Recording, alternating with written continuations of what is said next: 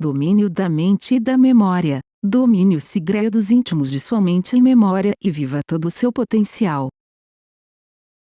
Episódio de hoje: uma visão geral da memória. Neste episódio, você será exposto ao que realmente é a memória e as subcategorias da mesma. Existem dois tipos de memória, que podem ser de longa ou curta duração. Este último geralmente é esquecido depois de ter servido ao seu propósito, enquanto a memória de longo prazo permanece com a pessoa por toda a sua vida. Memória é a capacidade de armazenar, preservar e lembrar de maneira conveniente certas informações, bem como experiências. Os estudos convencionais relacionados à memória começaram na área da filosofia, e compreendiam procedimentos de aumento artificial da memória. Classes de memória.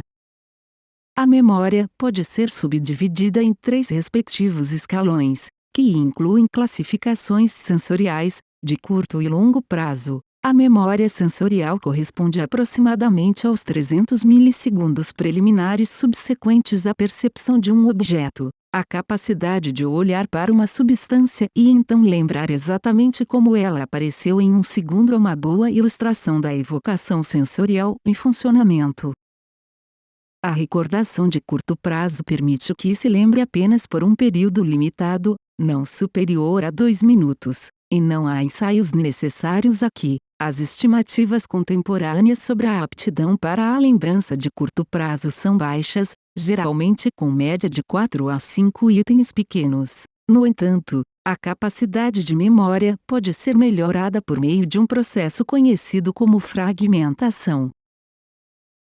Muitos estudiosos acreditam que esse tipo de memória depende principalmente de códigos acústicos vitais para o armazenamento de tais tipos de informação. Os códigos visuais também podem ser aplicáveis aqui, mas em menor grau.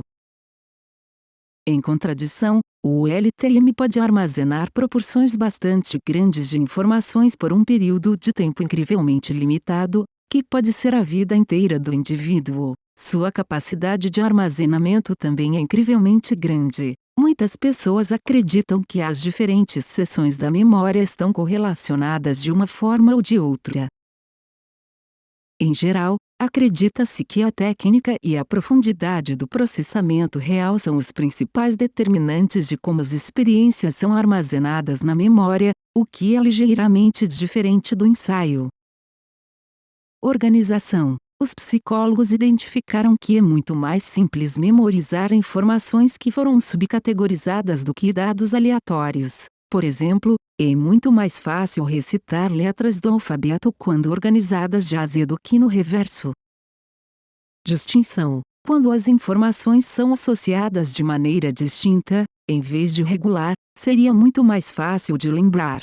Soletrar palavras em voz alta é mais memorável do que ler informações de uma lista. Esforço. A memória é melhor retida quando nos esforçamos mais para entender certas informações. Quanto mais você pratica, melhor sua capacidade de recordação. Elaboração. As pessoas tendem a lembrar mais parágrafos descritivos do que frases ambíguas. Categorização por natureza da informação.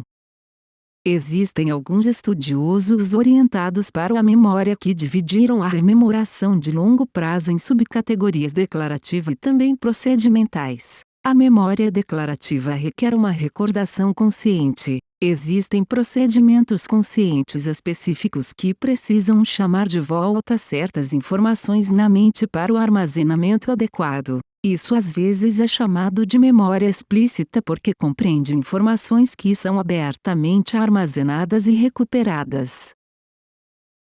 A memória declarativa também pode ser categorizada em memória semântica e episódica. O último compreende dados específicos para definir contextos como lugar ou tempo, enquanto a memória semântica se preocupa com fatos que são usados em contextos autônomos. A lembrança semântica permite codificar informações abstratas sobre o mundo, como Londres é a capital administrativa da Inglaterra. Pelo contrário, a memória episódica é utilizada na lembrança individual de questões como emoções, sensações e também correlação individual de certos locais ou tempo.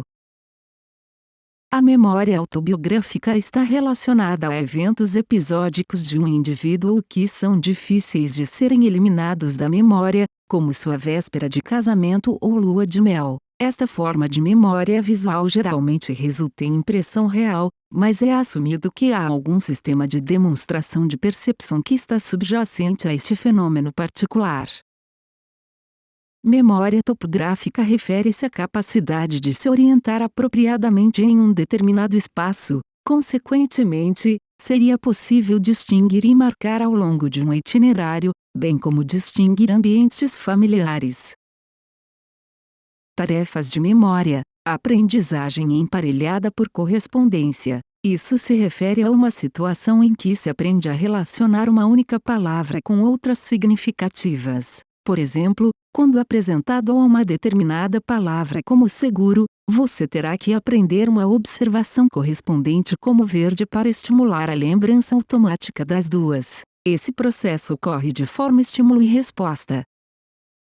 Rechamada gratuita. Nesse processo, o sujeito deve ser solicitado a estudar uma determinada lista de afirmações e, em seguida, relembrar ou escrever no script várias palavras que serão capazes de lembrar.